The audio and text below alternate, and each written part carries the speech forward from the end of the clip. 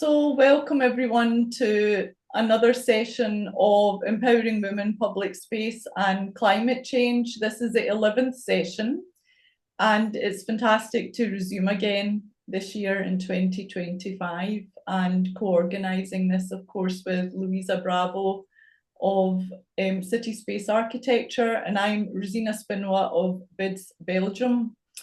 And in this session, we continue, as we always have, to share, exchange, and highlight projects, research, and case studies from global perspectives, also from our partners and from our extended network, from those also working in collectives and research and academia, and those in the private sector. Discussing the challenges and potential positive impacts with the projects and the research on the ground, emphasising the strong link between each of these topics and the need for a more systemic and integrated approach relating to empowering women, public space and climate change in communities and across the world. And of course, these sessions we started back in, I think it was during the COVID period, and it was potentially 2021, I think, Louisa, maybe you can correct me on that. And we've just gathered, from those from policy making right through to practitioners to share and exchange together. And we've really had some interesting discussions. And of course, we try and be as global in terms of our approach and different topics as well. So in this session, as mentioned, it's co-organised by BIDS Belgium in partnership with City Space Architecture. We also have partners of Her City, which is a joint initiative of UN Habitat and the Shared City Foundation, and also the New European Bauhaus as community partners of BIDS Belgium. So in this session, I'll pass over now to Louisa, who can explain who our speakers are. And thank you to our speakers, of course, for joining us. We have 3 today, and also our topic. So Louisa, I pass over to you. Thank you very much, Rosina. Yes, very glad to be again together for this 2025 session of the first of a series of new sessions of empowering women, public space and climate change. We always try to address the topic by focusing on a specific issue related to public space in general. And today we are talking about care.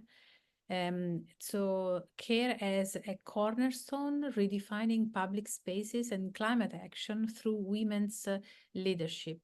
And as you have seen already in the announcement, we have together with us Romina Rodela, Evelina Jaksu, sorry, pronunciation is bad. Jaskulska.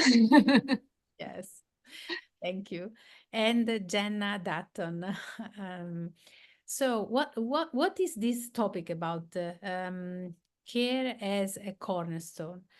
We know that in the face of climate change and the evolving demands of urban environments, the concept of care has emerged as a transformative framework for reimagining public space.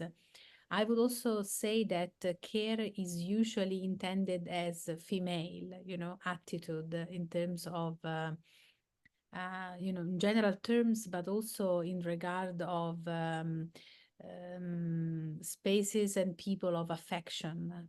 So care is really declined as a female attitude.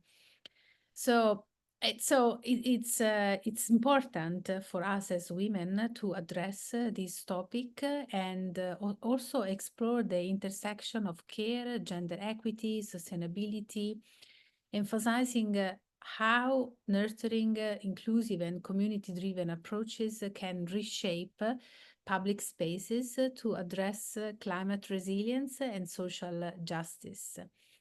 By centering the voices of women, especially those from marginalized communities, and we actually made this effort of having as much as possible women from marginalized communities, we can redefine care beyond traditional roles, also seeing it as an act of leadership, empowerment, and innovation. So during this session, with these three amazing speakers, we will delve into how care-driven public spaces can foster equitable access, support well-being, and prioritize regenerative practices. So we hope that participants in this session that are attending today or that will later watch the recordings will gain insights into innovative projects and female-led initiatives that champion care as a critical component of sustainable design and climate adaptation. So we invite our speakers to present their point of views, and we also address specific questions for our speakers. And in the end, we welcome comments and questions from the audience so that we can have, as we always say, a relaxed conversation with our speakers where we can exchange ideas or pose critical questions or even receive advice on some particular topics or issues that we are facing in our current research or practice. So I would like to give the floor now to our first speaker, Romina Rodela. Hello, So, everyone. hi, Romina. Thank you for joining.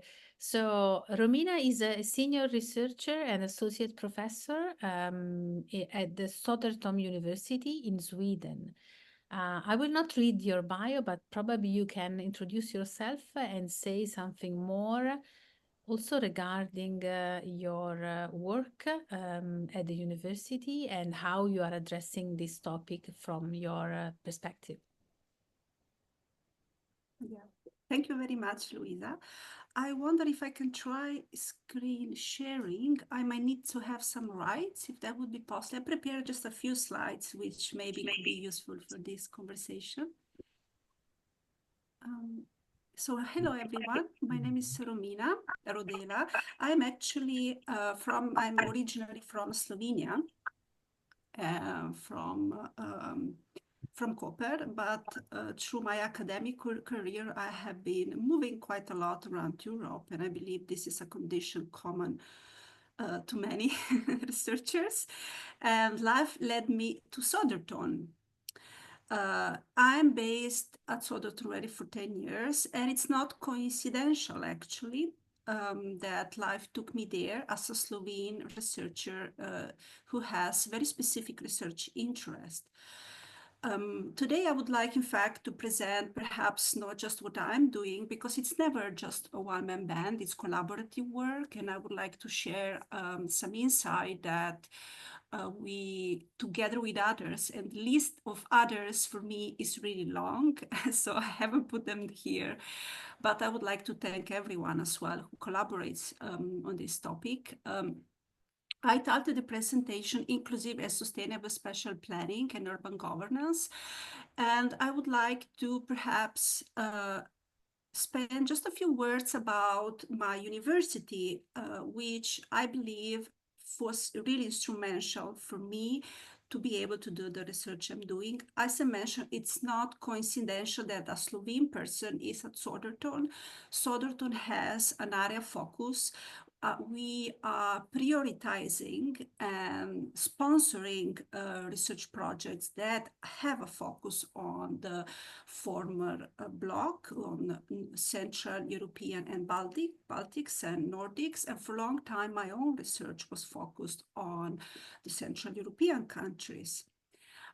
We also have an area focus on ecological and social sustainability, and we work very closely with social actors. My university has partnership agreements with the nearby municipalities.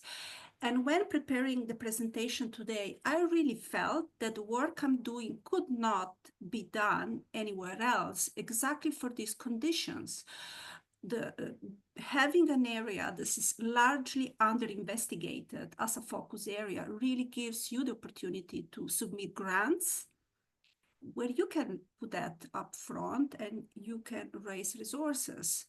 Also, the fact that we collaborate very closely with societal actors is an immense and unique opportunity, because I can learn about social change processes firsthand from municipalities, from housing associations, from youth council. So we have a really, really close contact with people on the ground who help us fine-tune the research we are doing. And all this, of course, I could not also forget to say, happens in Sweden.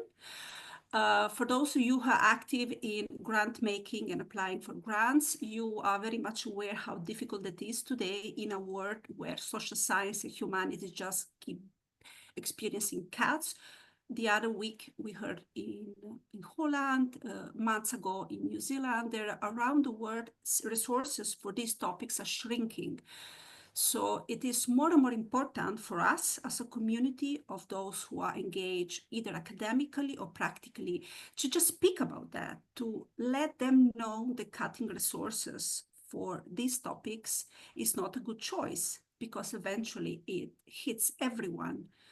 The work we do is really important because we at Soderton, in particular across different organizational unit, either it's a department or the hubs or external relation, what we are actually thankfully still able to do is to investigate questions that usually are not really upfront, and particularly questions that center on issues around inclusivity and equity, around voices that sometimes are not included.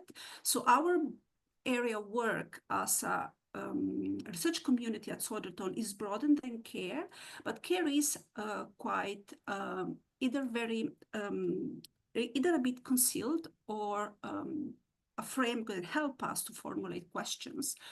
So I here mentioned those 3 organizational units that have most supported the work me and colleagues have done. And I would like just to mention, we organize a care-informed urban planning workshop. We, in collaboration with a colleague from Australia, Miriam Williams, where we gathered practitioners and collected some learnings.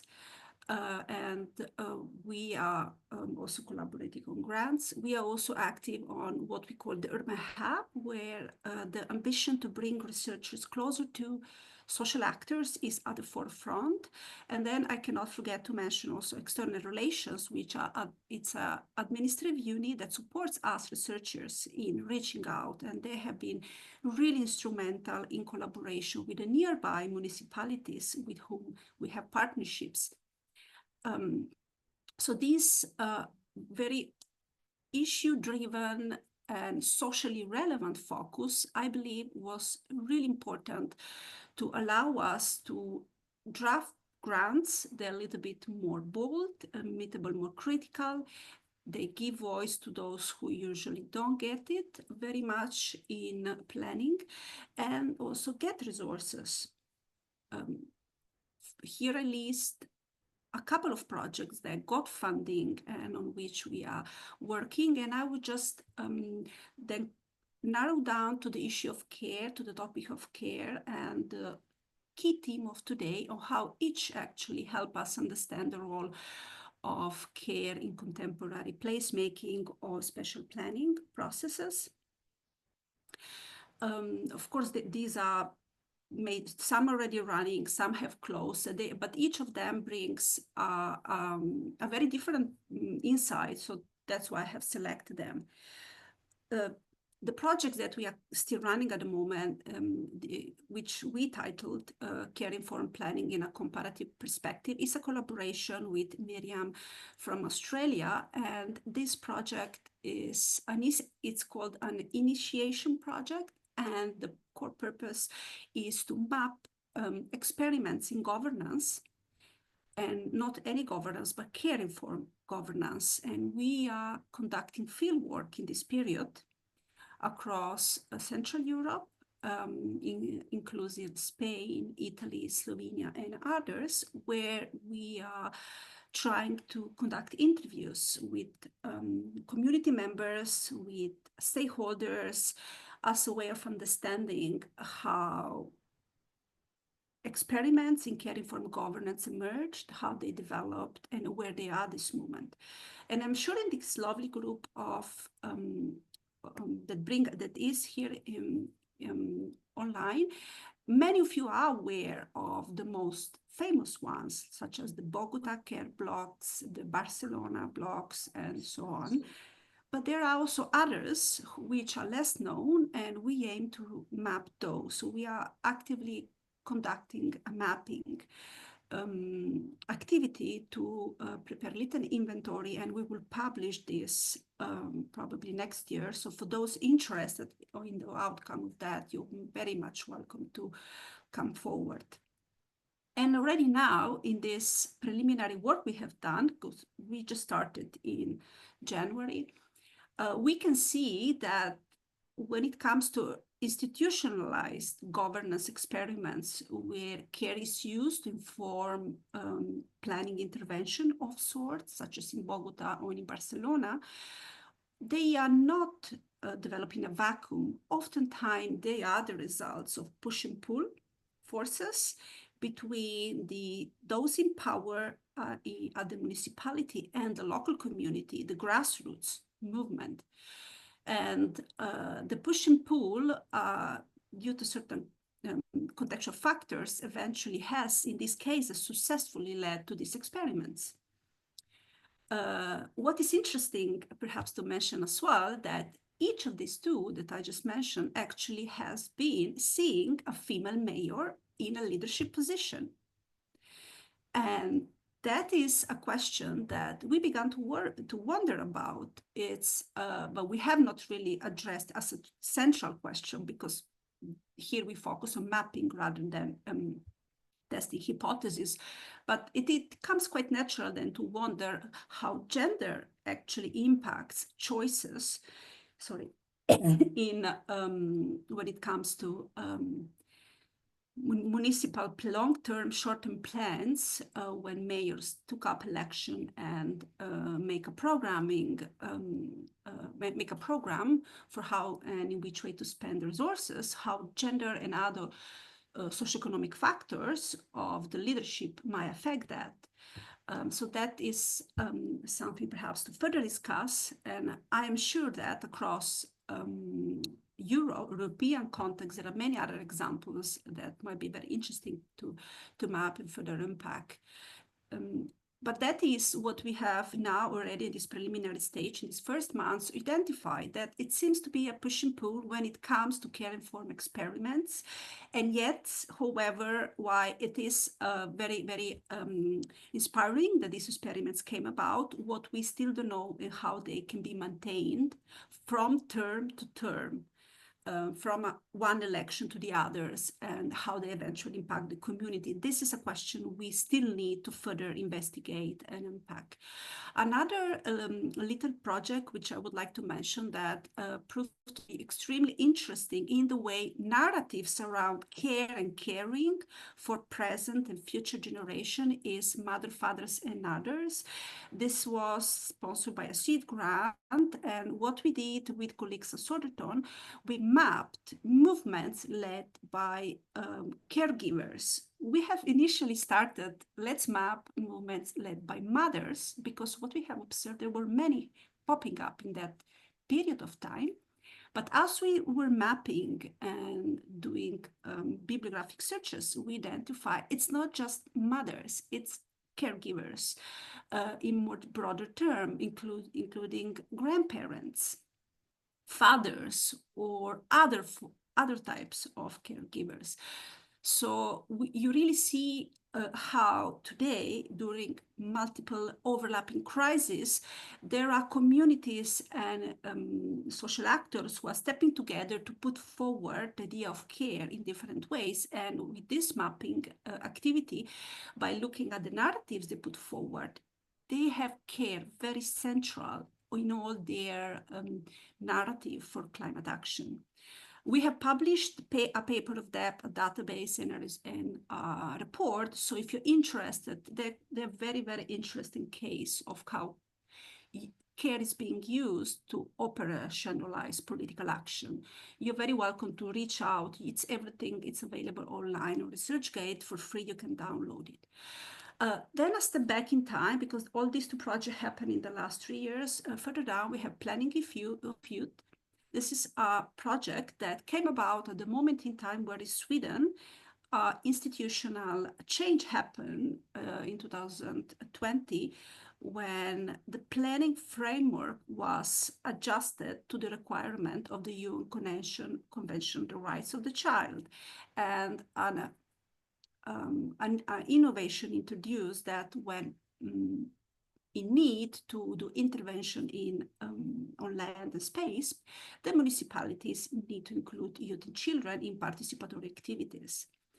And we were just wondering at that moment of time, how will this pan out in practice? Who will be among the all youth included, actually being engaged in what ways, and how will planners, who are actually planners and not educators or not facilitators, really handle the challenge. And this project is currently ending. It will end in June. And what actually has led us is to identify in the ethics of care an essential framework when you are actually opening up spatial planning to less represented groups.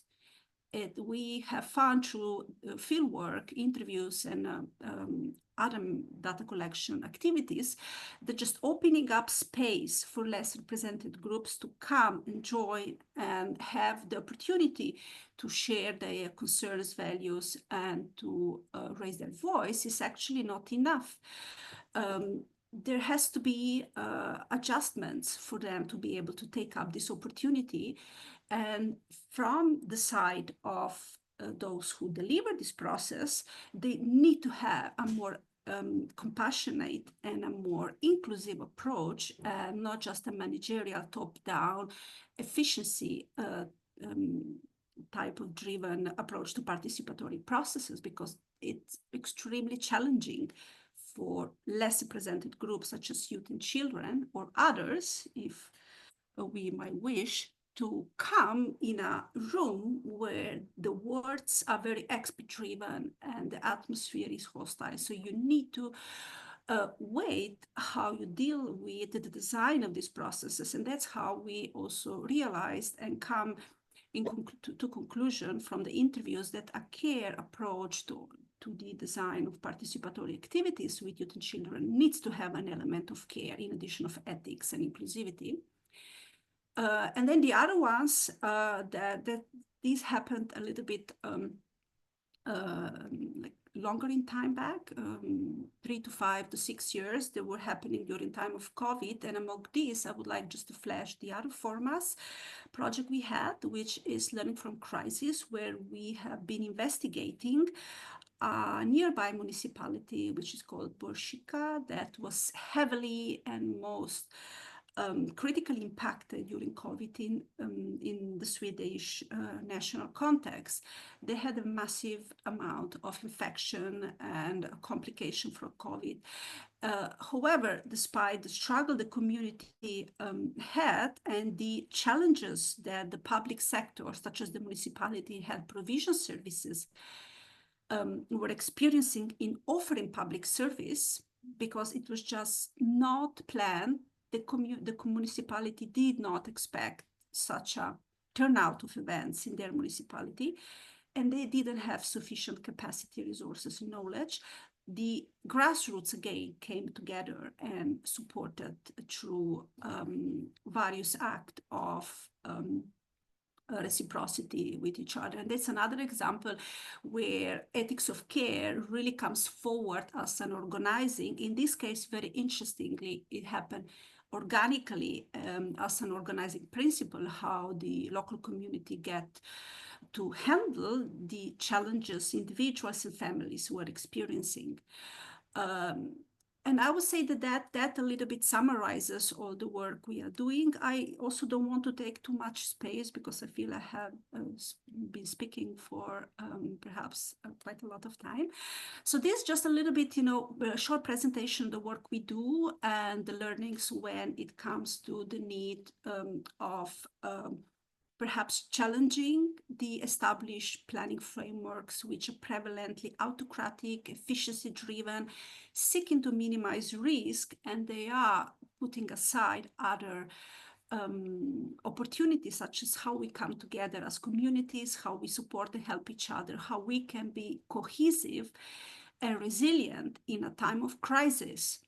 So we are, with colleagues, we are currently actually putting together frameworks and ideas that challenge that and are seeing in a more relational ontology an alternative to these more autocratic approaches. And we are conducting research along those lines. And with that, I will thank you everyone for listening and just pass on to the next speaker. Thank you so much, Romina, for that presentation. It's much appreciated, and indeed we will pass on to, and I will make Ewelina co-host. So next presenter that we hear from is Ewelina Jaskulska, who's an architect and researcher with extensive experience in leading international projects. And if you at all follow her on LinkedIn, you'll know she's incredibly active, of course, with her partner in her organization and foundation with Honorata as well. So I will pass over to you, Ewelina, to explain a little bit of what you're doing, and we look forward to hearing your presentation. Yeah, okay. Thank you, Rosina, very much. Good afternoon or even good evening, everyone.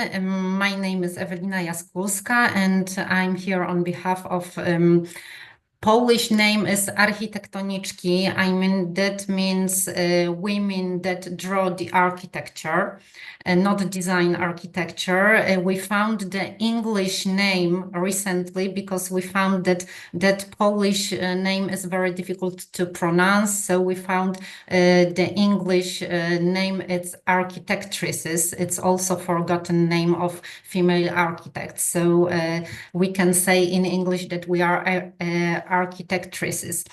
Before I show my presentation, actually, I started to think about what may I say about care work and urban design. And I think that mostly we can, because, when we say care work and cities should have noticed care work and take under consideration while designing cities.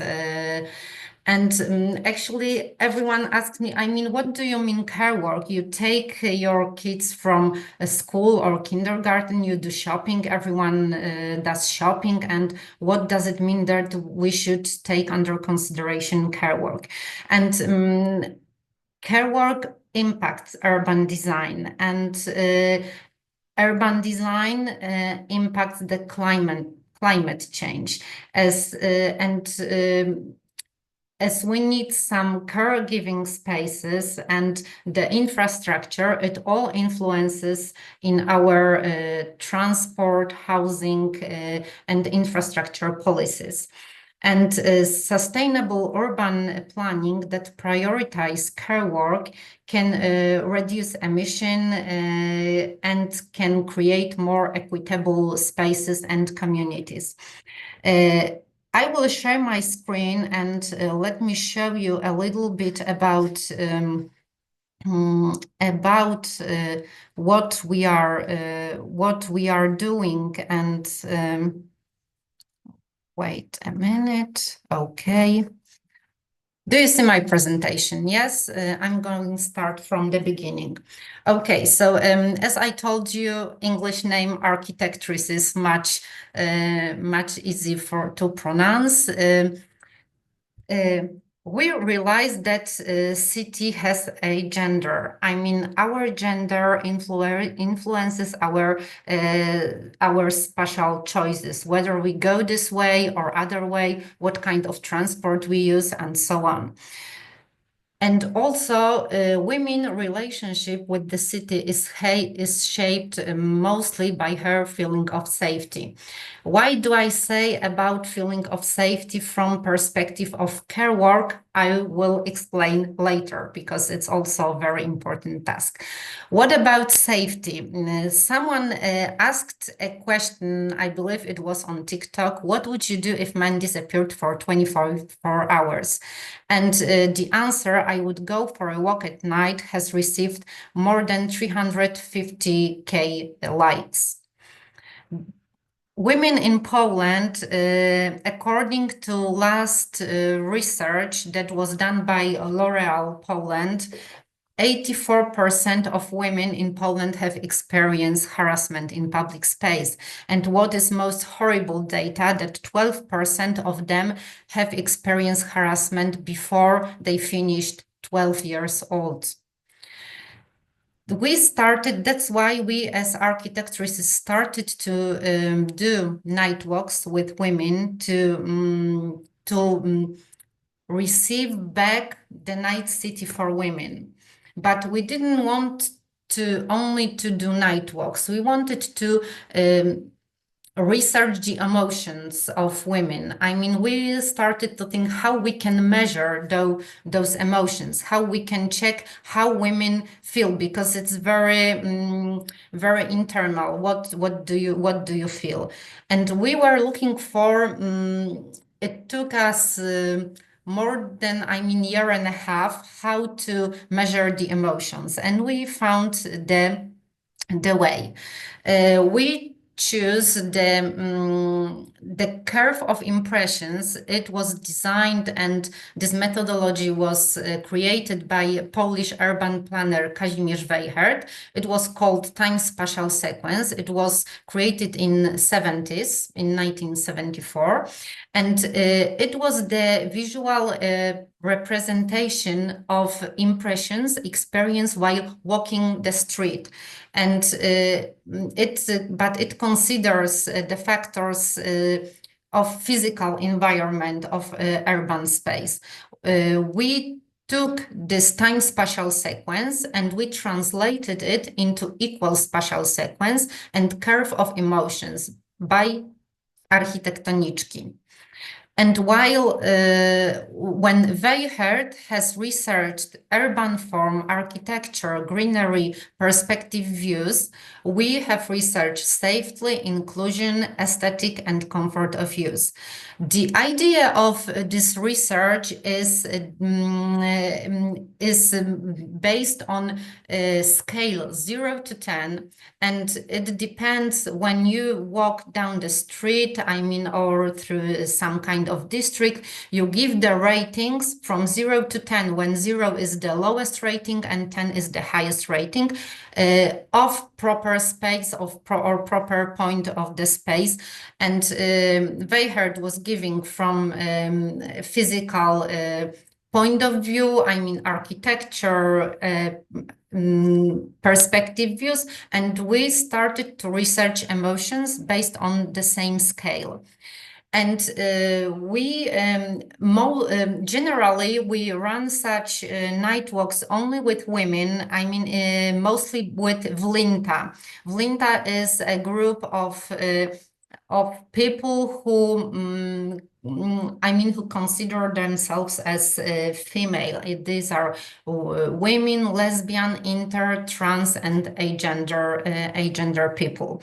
And once we were asked to do a mixed walk through the city, and we found out that it was also a very good research, because we had a group of women, a group of men, and a group of people who didn't want to say that, tell that gender. And what you can see the difference. This is the difference how gender from the gender depends how you feel the environment, how you perceive the space you are in. According women, the 3 places that you can see here on the picture were considered as not safe. And according to men, they didn't mark any space that where they feel unsafe. And from unknown gender, there is only one place. I mean, and that through that research, we can see how women perspective on space is totally different. And our feeling of safety is the main element when we make special choices. And that's what I wanted to show you. That's an example. When we were researching the center of Warsaw, we were asked few women to draw their everyday routes. And we've got here one woman on a pink. This is her route on a pink color. And it takes her 45 minutes during night to come back home. And if she were a man, it would take her only 26 minutes, because she would take a shorter route. But she wants to avoid such spaces as you can see here, because those spaces are on that shorter route. That's why it takes her much more time. Yes, she cannot take that black route. What about care work now? UN data show that women spend in developed countries 3.5 hours a day on unpaid care work, while men spend less than 2 hours. Additionally, in Poland, women are paid 12% less than men. And what UN, I saw that statement on, I believe, on Facebook or LinkedIn of UN women, that means that women work almost 2 months for free each year. And I was totally shocked when I read it. While unpaid care work contributes to 9% of global GDP, that is $11 trillion. Care work starts from urban design. This is how we called our recent report about urban design in Krakow, in Nowa Huta district. This is a district that was designed during communism here in Poland. And when we wanted to, when we were researching our methodology, how we can research the space from care work perspective, how we can research from female urban design, how we can say that that part of the city is feminist. We realized that there are 3 spheres that shapes our lives, and also that shapes the city. These are reproductive sphere, productive sphere, and our own sphere. Reproductive sphere is the sphere where we make a career, earn money, and so on. Our own sphere is our self-development sphere, when we go to the theater, to cinema, to fitness, and so on. And reproductive sphere is the whole sphere that we do function that we do to live, actually. That is the whole care work, shopping, cooking, ironing, cleaning, visiting to the doctor, and so on. And in Poland, those three spheres, for women are on the left side and for men are on the right side. They look that is mostly the percentage of those spheres in Poland. And later we have realized why the care work is mostly related to women. And we realized that from the beginning of our early years, I mean, mostly till 3 years old, 5 years old, we are like normal children. We can play together with boys and we are most equal. But from the age of 6, we are I mean, shaped by the society to do care work. If we have brother or sister younger, we have to take care of them.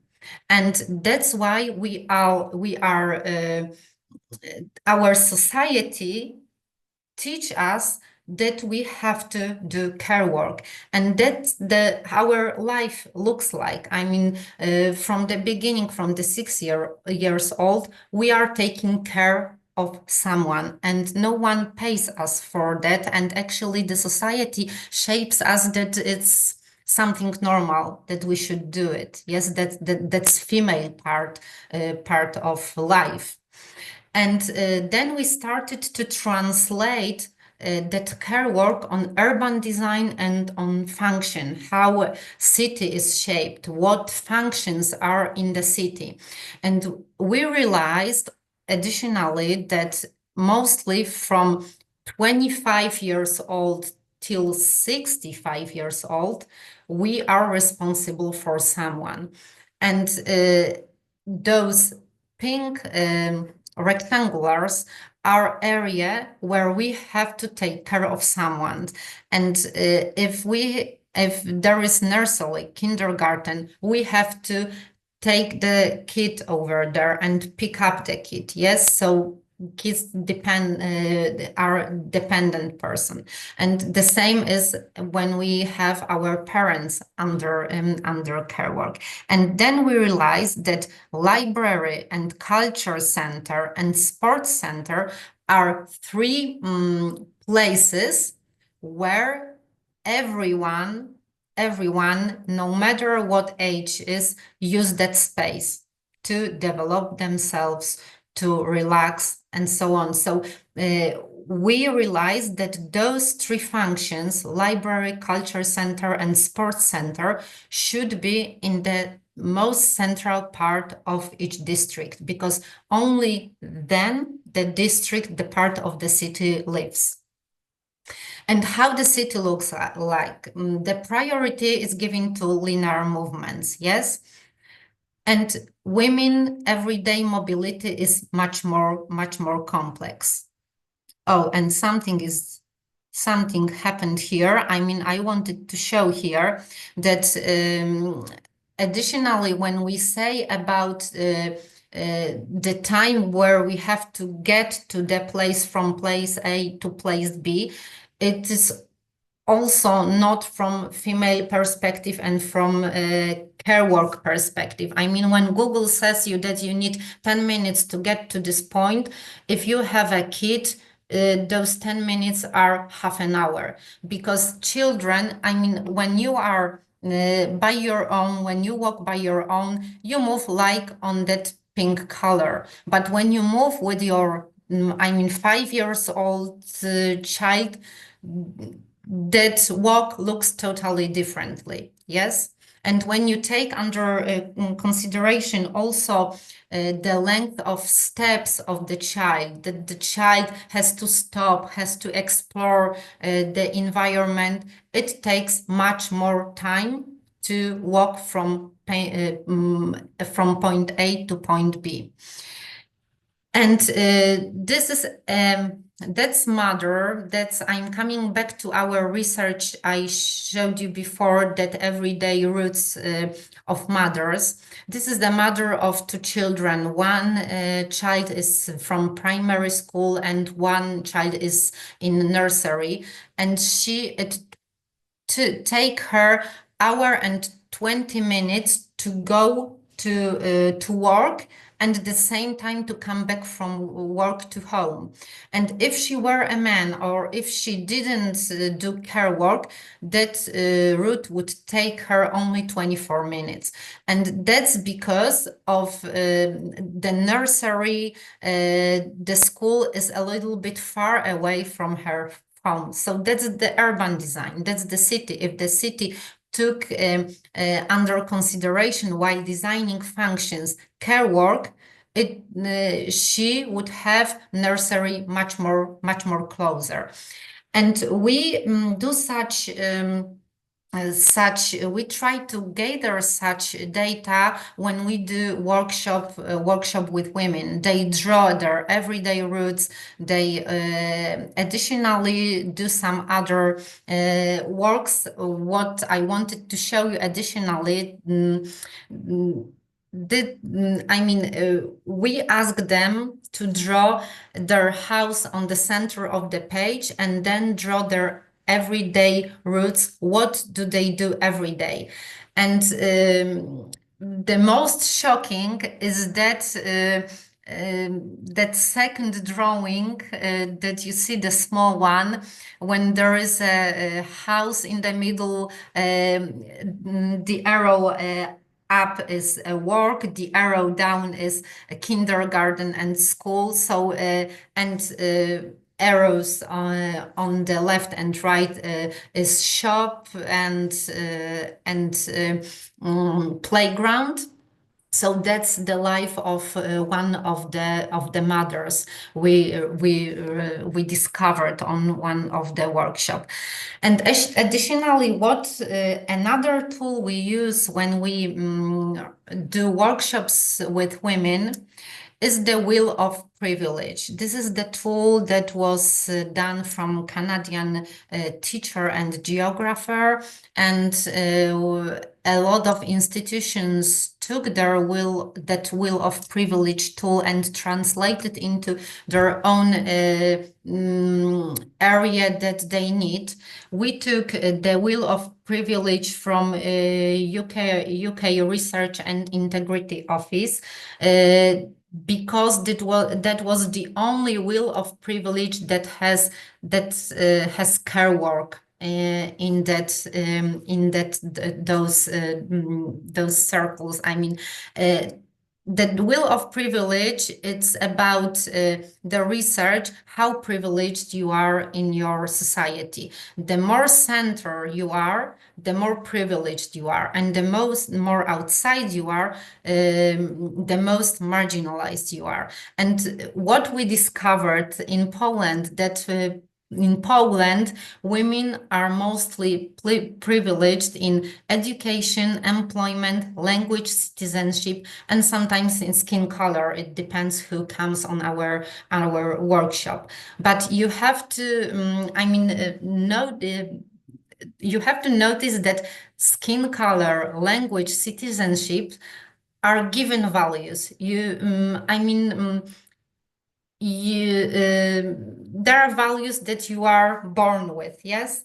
And so you can conclude that women in Poland are only privileged in education and sometimes in employment area.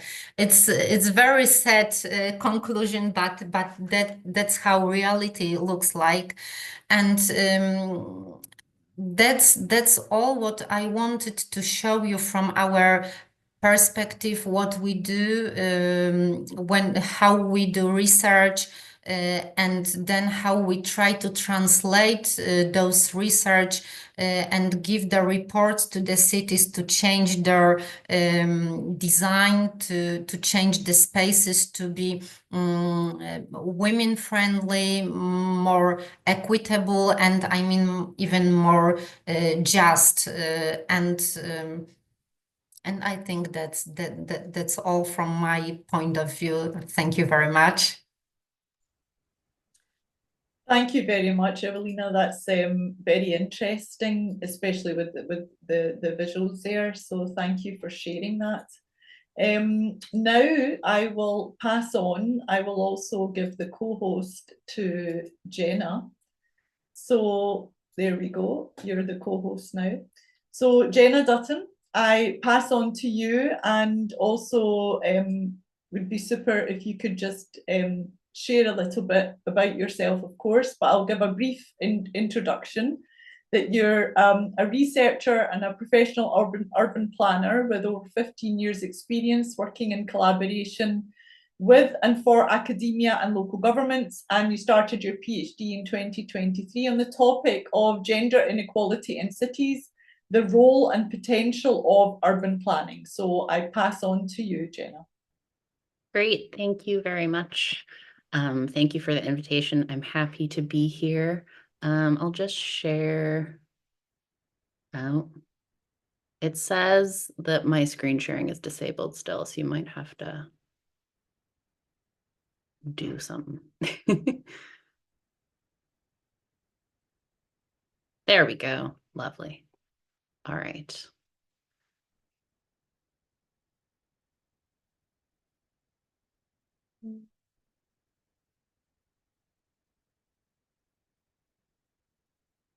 Oh. That's not the version I wanted. Sorry. That's okay, take your time. Sorry, I'm used to Teams. I'm having a moment. Play from current slide. Can you see that okay? Hello? Yes, we see in full screen mode. Okay, so you can see the slide. You can't see like the weird presenter No. mode. Yes, Okay. full screen. Okay, great. Thank you. I don't know why it's being so strange. Apologies. All right, so I was asked to present on a chapter of a book that I recently had published, very excitingly, with two amazing co-authors, Merdula Koshi and Chiara Tomaselli. So I just want to acknowledge their contribution as it was a collective effort. I will talk a little bit about myself, but I'll just go to the next slide first. So it has become, well, we published or wrote this quite a long time ago. Obviously, the pandemic happened. So in the interim, we published kind of a condensed version in the King's College London Feminist Perspectives blog. So that was kind of a nice, shorter version. And we talked about the importance of gender for inclusive city building practices. You can easily find that online, or I can share the link as well. And then we published the chapter in a book called Aging and Urban Planning that came out, I think, only 2 weeks ago now. And we explored, obviously, aging and intersectionality, and I'll get to that in a bit, but we looked at the global north and the global south as well. Okay, so generally, why this topic? So aging impacts men and women differently, and tools that are allowing for gender inclusion in cities, such as gender mainstreaming, have limitations. And rarely is this acknowledged in policy, city building and design, and resources and tools. And the ethics of care, which the other speakers have kind of alluded to as well, reconceptualizes traditional notions about the public and private, which is important to consider. And then obviously the importance of intersectionality. So when I'm using examples of aging in cities, my perspective is mostly from the global north, but a lot of our research covers different geographical locations across the world. So why this topic for me?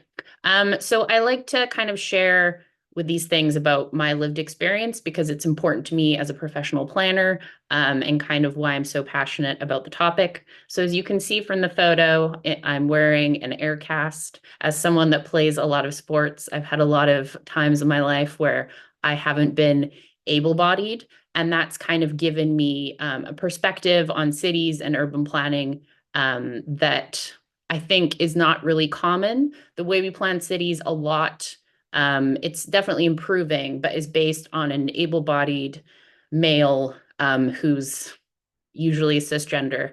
And I should say, so I've worked as a planner in Canada for the past 15 years as a professional planner in major cities. My job before moving to Bristol to do my PhD, I was leading I was the only senior social planner at the City of Victoria, and I was leading a seniors action plan. I was the staff lead of an accessibility advisory committee, so it had members of the public with lived experience of disability. And it's also connected to my own lived experience. Obviously, I'm not in the realm of considered a senior or aging at this stage of my life. But in 2018, I got hit by a car while biking. So I personally live with an invisible disability. And I think very rarely are those things considered in city planning. And then overall, there's a lack of consideration of gender in aging with previous research that has been done into gender inclusive cities. So global trends show an overall increase in life expectancy. I'm not going to read this word for word, but women typically have longer lifespans, and these are vital considerations for how we design urban spaces. So there are age-related consequences that disproportionately affect women. And I just saw a good statistic on LinkedIn that said that connecting to kind of climate change, I have to post it here, was from She Changes Climate that says women account for 80% of people displaced by climate change, but they're not recognized as leaders and engaged in policy. And I think that's a really important consideration because that includes women of all ages. So we looked at approaches to considering the aging population in both regional and rural contexts, as well as urban. So there's examples from Canada, from France, and how it's directly connected to healthcare and larger systems. So we use some examples of during the pandemic, a lack of staff available for kind of care homes, or at least how that's what they're called in North America, and how that impacts the elderly. And there's also very limited research on aging for transgender and gender nonconforming individuals and older people belonging to LGBTQIA plus communities, which is extremely important, especially if we're talking about intersectionality and inclusion. So we know the UN Habitat Her City document, as it was referred to in the introduction, and it's definitely a very good document, but similar to a lot of these kind of international global resources, it predominantly focuses on girls, which I think is important and is still kind of improving the patriarchal planning system, which is typically assumed that men are the standard. But I think it's important to think about the fact that everyone ages and we're not just talking about girls and teenagers, and women that are older use spaces in different ways. So unfortunately, we didn't get good photos or any photos of countries in the global south, but my two co-authors did have some friends that were photographers. So we got some chic black and white photos, predominantly in Amsterdam and Copenhagen, I believe. But I think it's important to consider that aspects of urban space that might be considered kind of quirky or unique are good in some senses, but might not be as adaptive or inclusive as you get older. So obviously things like not having seating, I always remember my grandmother personally, and when one of my first jobs, I was a waitress in a retirement facility. And a lot of the women used to tell me that they would go for walks, but they wouldn't have even if they didn't have like a mobility device, they wouldn't have benches along the way to sit. And then in the summer, they would mention things like, oh, but there is a bench, but it doesn't have very good shading. So things like that, which you might not think is a specific consideration of a woman who is aging, is really important to consider, and obviously connects to climate considerations. And then obviously things like mobility scooters or people moving around very fast in cycle tracks. I'm a big proponent for active transportation modes, but sometimes that could conflict with people in mobility scooters. So you have to consider those things and having ramps and different approaches and not just stairs. And then, as I was mentioning, sort of seating, is it accessible to people with mobility devices, a bit more of like the tree shading benches that you can see in that image there. And then having bollards that block certain routes, and who is that kind of limiting from certain spaces. So I'll go through these quickly because I know we don't have that much time left. But as I said, we looked at the global north and the global south. So there's really interesting examples across Japan, where a lot of over 25 Japanese cities took part of this age-friendly city initiative, which you may have heard of, the World Health Organization. And importantly, 1 in 3 women in Japan are 65 and above. So the older women represent an important segment of the population in Japanese cities, and that's connected to a large amount of poverty in the elderly. And I think it's important to consider, if we're talking about caring especially, that there's a high rate of isolation and kind of loneliness amongst the elderly population.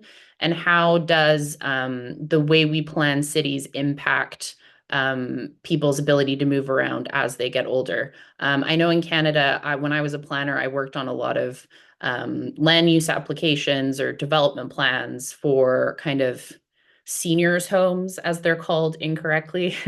But typically they were in locations that weren't very urban, that didn't have very good access to transit. And especially in Calgary, where I lived, where there's about 6 sometimes to 9 months of snow, it can be extremely isolating. So just thinking about what kind of housing is available as people grow older. Is aging in place actually a thing that's possible in every city? And then we also looked at more global South context, so India, and several countries in Africa. So acknowledging, obviously, my perspective is more from the global north, but there's different kind of systems of care in different countries. And then we also looked at China.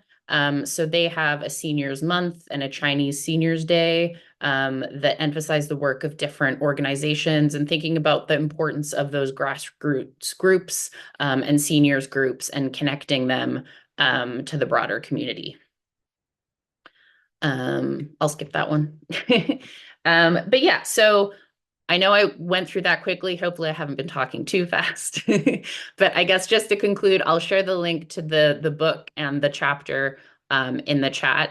But connected also to my PhD research, because I'm looking at specifically Bristol and the UK context, but a lot of my published work on feminist planning and urbanism and such has looked at gender mainstreaming toolkits and guidelines and resources, and very few of them refer to aging.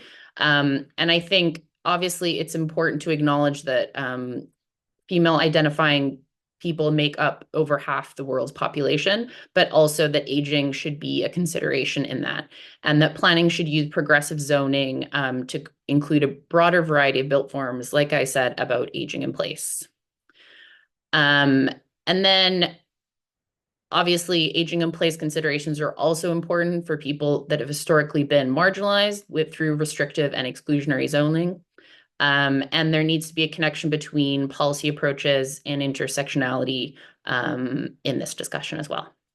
So I will leave it there, and you can bug me on LinkedIn or any of my various email addresses if you want to get in touch. Thank you.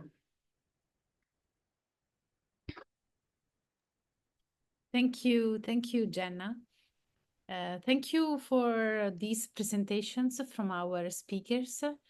It is always very nice to actually understand the work of women on these topics, and how it is also very challenging to develop these research activities and put also into practice. This is something that we should stress more and more, how to translate research activity into practice and practical solutions to solve some of the pressing issues related to public space and care in this particular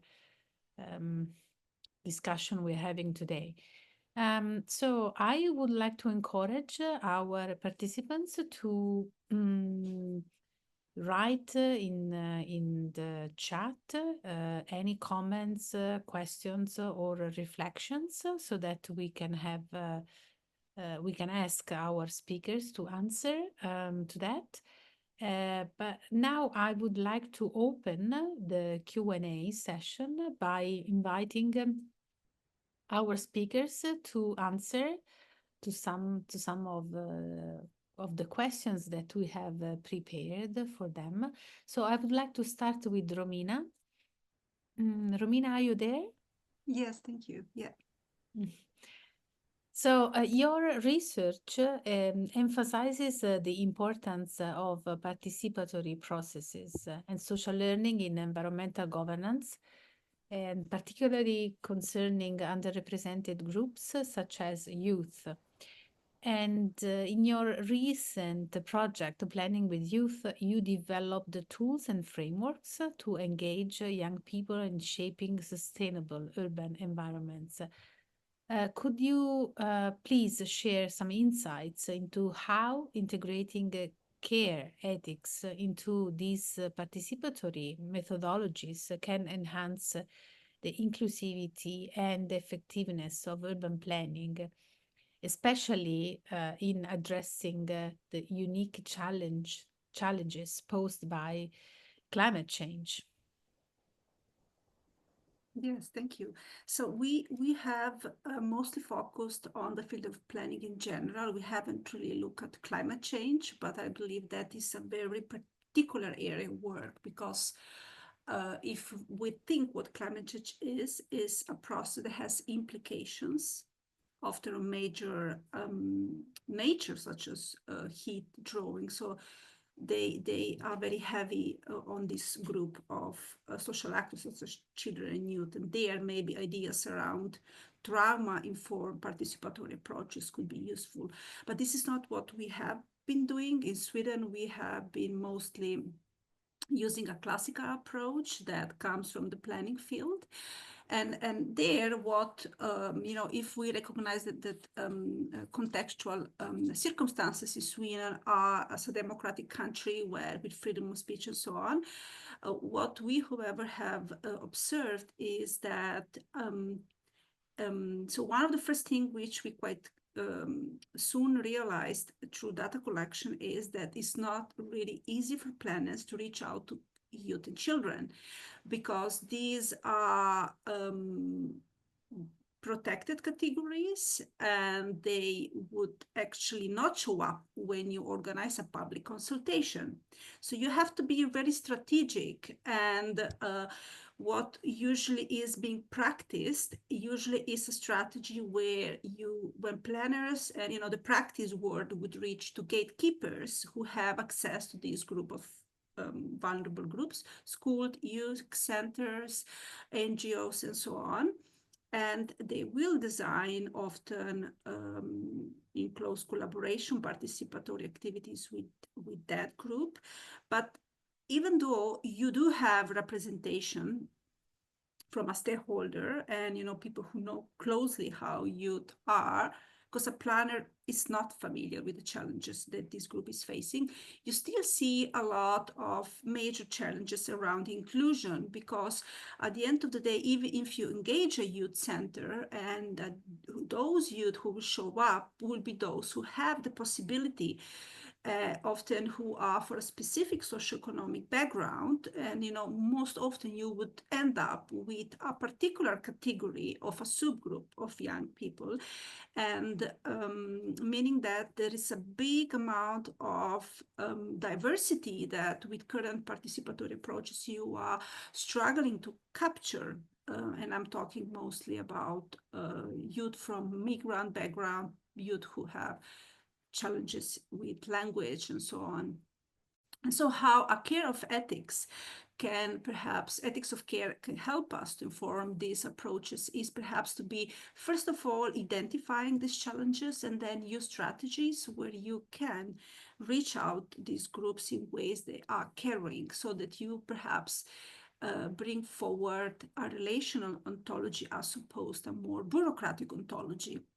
because the bureaucratic ontology is driving you to perform because you have to, as per law, while more a relational ontology actually would inform your work in relation to who these children are in a community, whom they connect, and how you can reach to everyone you actually need to speak in relation to a particular project.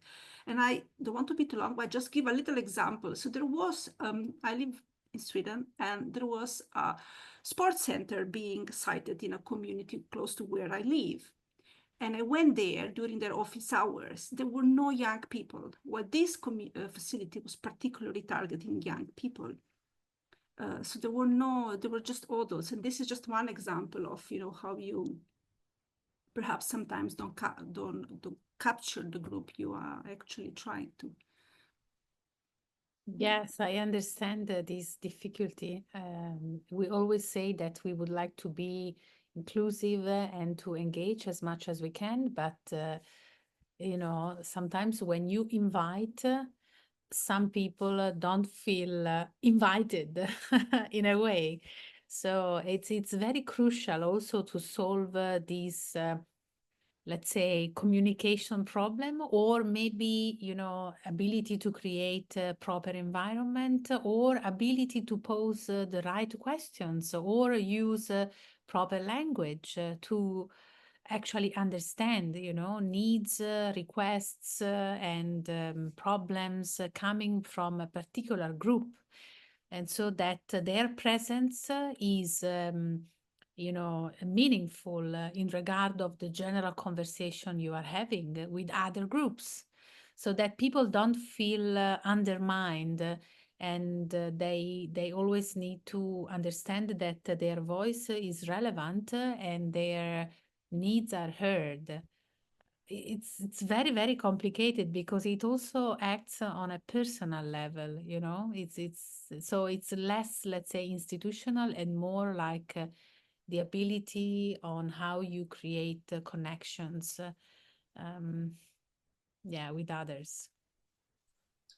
Louisa, we also have a question, as well as jumping to the question that we had for Evelina. We have somebody in our audience, Iona Carmen, who was asking Evelina a question on which cities in Poland were interested in having themselves changed or improved, Evelina. Well, actually, in Poland, that topic, that feminist perspective or female perspective in city design, and what does it mean that city is women friendly, that city is feminist, is or gender equal, is a brand new topic, and we try to put that topic, that issue here in Poland. That's why it's very hard task. What we face here, but we found a few cities that are very open into new challenges, and particularly it's Krakow. I thought that Krakow might be some very conservative city, but it's it's the most open city in Poland right now from gender perspective. We also cooperate on the north of the Poland with Sopot, with Gdańsk. We also cooperate with Szczecin and with Wrocław, with Łódź.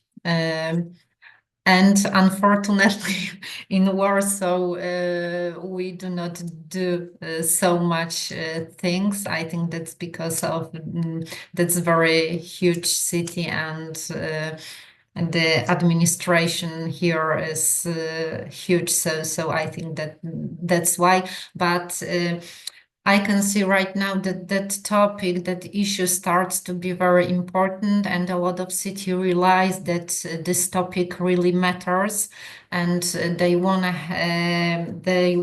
have something new, something innovative when they think about their city, when they wanna change something. So we notice a lot of cities starts to ask questions, ask us for some kind of presentation, lecture, invite us on some kind of workshops. So we are on the beginning here in Poland, but we're developing, and I think that cities have realized that's a very important issue, and yeah, that is gonna be a huge amount of work in front of us. Evelina, just to quickly ask on that, of course, the presentation did focus a lot on the research and the mapping. And we're just going to ask you, were there any specific interventions or design interventions that were proven effective if they did go a step further at all from any of the collaborations at all with, I don't know if it's with city leaders or with municipalities or with other NGOs, any that sort of proved to be effective in your opinion of enhancing that safety and inclusivity for women, especially at night time? Well, actually, mostly I can say that our research, where we use the core city perspective to address those challenges that women face in urban environments, are and the methodology, our for methodology, is some kind of framework to identify those challenges. We try to do it through a multi-dimensional approach, and I mean that integrates spatial equity and also emotional perception. And our equal spatial sequence shows how urban spaces are designed from equitable point of view, or whether they are designed, and our curve of emotion, our emotion perspective that involves researching women emotional responses to proper spaces. And but actually, when you ask me about some kind of proper interventions, I mean, I may say that, of course, every time when we provide some changes as more light during the night on the streets, or we take care much of greenery, I mean, we create the spaces more accessible and so on. That's also a plus. And when when our space is more clear, more visible, and women-centered. But actually, I think that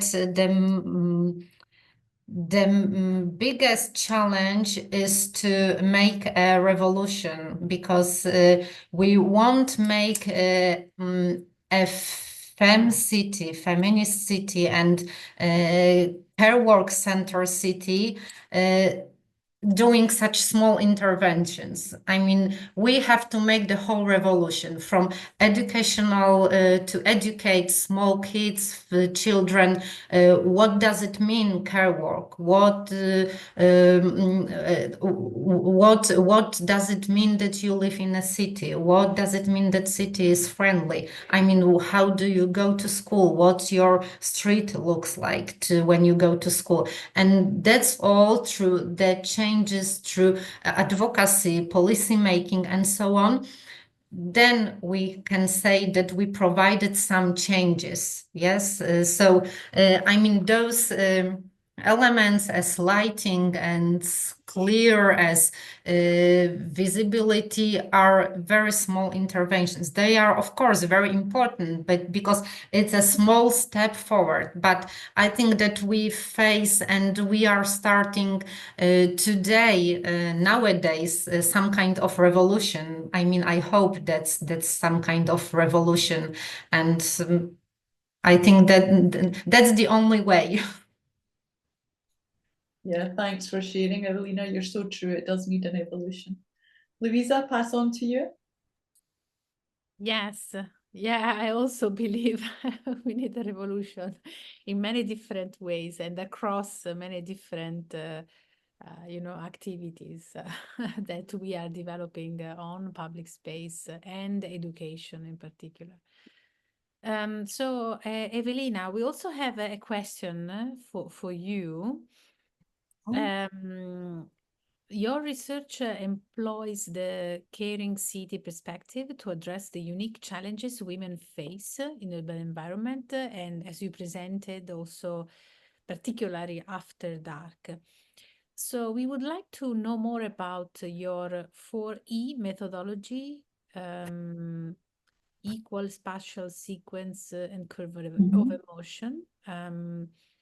So how you applied this methodology to mitigate challenges, and also what specific design interventions have proven effective in enhancing safety and inclusivity for women in nighttime public spaces? Because this is really very crucial, to feel I think safe. part of that you actually answered there before, Evelina, Yeah. as well. So probably just that first Yes, question and only then maybe jump to on to the question for reinforce, Jenna. now that we are having this conversation, to reinforce some of the key concepts that you have presented during your presentation. I mean, mostly our aim and our goal when we were looking for the methodology, because we wanted to research what women feel after dark in a city. What are the emotions? And we didn't know how to measure. Then we found the methodology of Polish urban planner Kazimierz Weichert. And by transforming his methodology into our own 4E methodology, we have noticed first we were researching through women perspective, the emotions of women that took a part in night walks, and then we were comparing and we were researching the same route through a lens of Polish urban planner, and the results were different. And the most then we realized what is the difference of perception of the space, and it depends on gender. And then we have opened our eyes widely and we realized how huge is that difference. And during our research we have noticed that the lowest ratings are often usually are received by spaces, so-called non-spaces. I mean, there are, from sociologist's point of view, so-called non-spaces that are spaces that do not belong to anyone. They do not have a proper function. You actually do not know what to do there, and you only go through that space. So these are the most, the main result, and the best ratings are received almost always by so-called third spaces. And those are the spaces that where you go after your work, when you are not at home and not at work, you are in some cafe or in some culture center, in some square, nice square, and so on. So these are so-called third spaces. And this our methodology. We wanted to provide some framework, some research to give the feedback to the cities, what small changes you can provide to proper spaces to improve those spaces, to make them better for everyone. And as I told you, those are small changes. We give the city feedback that you should put light here, bench here, take care of greenery, and so on. But these are only the small interventions. Yes, the small changes. Yes, we need radical thinking to make Exactly, big change. exactly. Yes. So now the last question for Jenna. Since in your chapter you highlighted how urban planning policy often reinforce patriarchal social norms, despite some promising initiatives for aging in place. So given the intersectional challenges faced by older women, particularly in the global south, where informal caregiving roles are deeply embedded, what specific policy shifts or design interventions do you see as most urgent to ensure that aging women are not only accommodated but actively empowered in public spaces and climate action strategies? Thanks. Good question. Yeah, as I said, I mean, most of my planning experience is in the global north, so I'm not speaking the research we did in the global south, but obviously my lived experience isn't from the global south. But I think it's not as complicated as I think we make it sometimes. Actually, speak to women and older women as well. I think in I'm Canadian, and a lot of the history of Canada is connected to the Indigenous culture and the traditional lands of Indigenous people. And Indigenous communities very much value women and the elderly as part of like the cultural background. And I think we all know in our research that there's been a lot on like neoliberalism and collectivism and care and stuff, and thinking beyond the individual. And I think that's an important one too, that as professionals who are creating policy, I led like large engagement projects when I was at the different planning roles in Canada. And increasingly, in order to engage people, we actually went to them as opposed to assuming that they wanted to come to like a library at 2 p.m. on a Tuesday or had capacity to. And I think it's important to, and this connects to my own PhD research because I'm specifically looking at consultation and engagement in the planning system in Bristol. But thinking about things that my co-panelists already kind of mentioned as well. It's not just about sort of when an event is held, though it's important to also consider like, yes, there might be bus stops nearby, but are they well lit? Like, is a woman going to take the bus to your event and then feel safe accessing it? Even if it does have good lighting, not every woman, or if you're thinking of intersectionality, still finds really bright lights an appealing thing.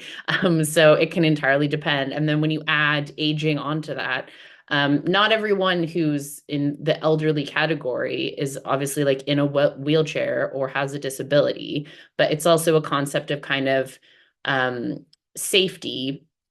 And without tangenting too much, because I did write notes because of my neurospicy brain.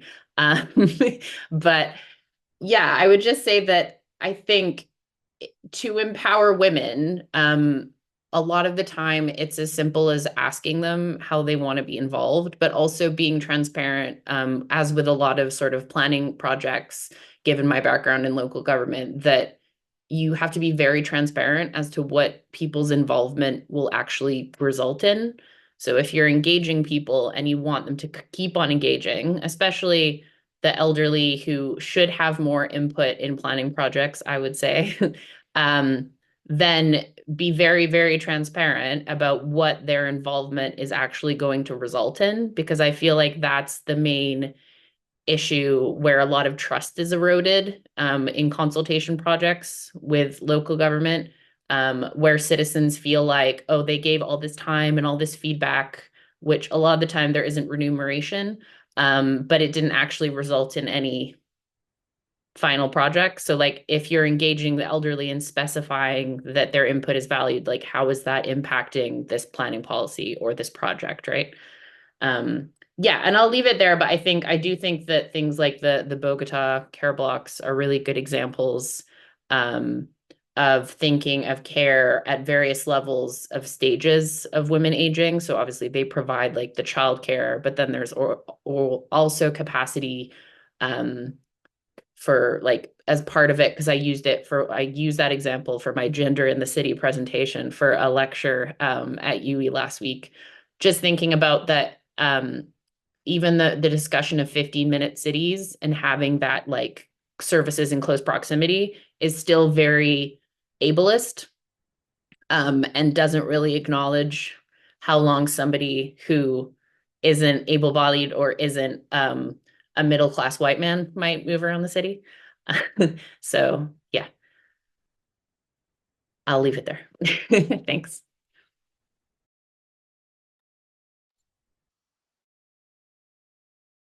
Thank you. Thank you, Jenna. I think you sort of summed that up. Oh, sorry. No, Lisa. no. I was going over to to say you, probably Rosina. now because time is obviously of the essence. We ran on. I always say an hour and it ends up being a bit longer. But I think it's interesting, as you mentioned there as well, Jenna, it's a life cycle of a woman that obviously was covered there also in Evelina's visualization.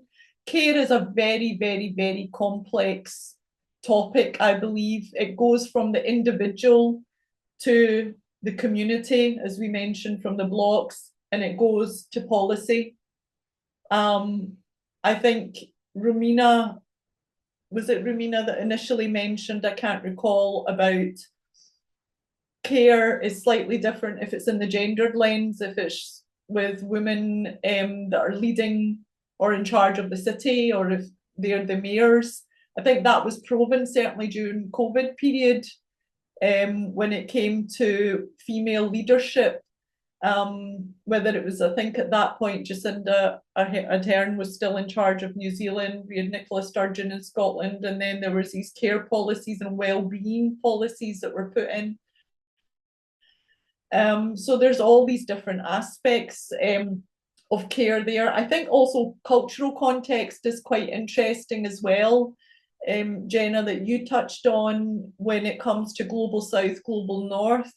I've certainly seen and experienced different aspects of what care may have been traditionally in the global south to what it is now due to urbanization and families moving and becoming more fragmented. So there was a lot of, for example, when I went to South Asia, there was a lot of widows and women alone in areas where maybe 30 years ago they would have been living in the family context of son-in-laws, daughter-in-laws, everyone living together in the community or around the courtyard, and there was a lot of isolation. So I think things are even changing there, with regards to what care was initially and what care is now. Louisa, I don't know if you want to add more there. And I see that we had a comment there as well, I think. I don't know if it was questions or a comment. I'll have a read through that while I pass over to you, Louisa. Yes, well, I think, as you said, Rosina, it's very important the cultural context in which we develop such reflections, even across Europe, in different countries of Europe, things can change significantly. And what we may understand in Italy, for example, where I'm based, as relevant or like a policy recommendation that can be embedded in planning, regulation, or participatory activities, it might be received in a different way in another country across Europe for such cultural diversity that we always have to consider in behavior, habits, lifestyles, and way also of understanding public space. So especially if we talk about marginalized groups or vulnerable groups, youth and senior adults, female. So it's really something that we need to address in principle, I believe, as a very important part of the conversation, but then it needs some very practical and culture-based implementation that could end up being, you know, very much context related. I see Romina has raised her hand. Please. Yeah, hi. I just wanted to add to what you're saying that usually it was, you know, in the academic world, it was, you know, the global north was very often showcased as those who had answers, those who were efficient doing well, particularly the Nordic. Like I've been often asked, you know, can you tell me how, you know, the Swedish, you know, this planning approach that seems to be working so well, you know, the strategic planning, efficiency planning, and so on. But what I also start to notice at the moment is an interest for the global south and the way they go about things, because as I earlier mentioned with subtone of critique, it is efficient the way cities are planned in the Nordics, but also has consequences on community life. Streets, square, parks often are empty. Playgrounds are empty. The Swedish planner community often is asked the question, what you need to do to bring people together? And that is where the North struggles a little bit and can be learning from the global South. And 3 days ago, I have learned about a project one of my colleagues got, where they will be doing this exercise. They will be learning from the global South how to undertake placemaking in ways that can maybe inform practices in the global north. So there is a lot of learning probably that will change flow. It was not, and us learning from the south. Already our project, if I may mention, the one I'm leading with Miriam, we are actually looking also at cases in the global south, not just Europe. We are mapping cases in South America. So that can be an interesting thing to keep sight and push for it, because we need to learn more from each other in both ways. I will just shortly comment on that.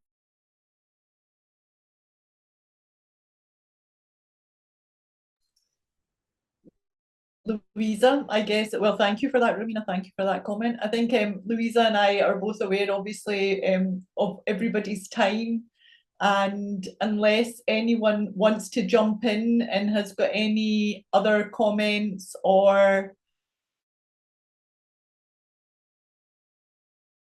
we slowly wrap up this session, and would just like to say a big thank you to each of our 3 speakers. So thank you, Romina Rodella, thank you, Ewelina Jaskulska, and thank you, Jenna Dutton, for each of your very interesting presentations. And we're happy to say we had some nice positive comments as well from the audience there. And of course, if anyone wants to reach out to you, they can get your details via us or link in with each of you if they want to follow up. So Louisa, I don't know if you have anything else to add there at all? Well, I would like to add, for those of you who are interested to develop more on this topic, that we have published a special issue of the Journal of Public Space, Let Her Guide You, which is online, open access, journalofpublicspace.org. And also we have published a mini course of the Public Space Academy on imagining public space with and for her. Also, this is free. You just need to register and go on publicspaceacademy.org. Thank you, Louisa, and I'm pleased to say that, of course, you know, you kindly included, obviously, empowering women public space in each of those as well. So it's a nice cross-selling there. So that's lovely. And okay, in that case, I would say that we say good evening to you all and thank you very much. And we, of course, stop the recording, which we will be sharing with everybody in due course.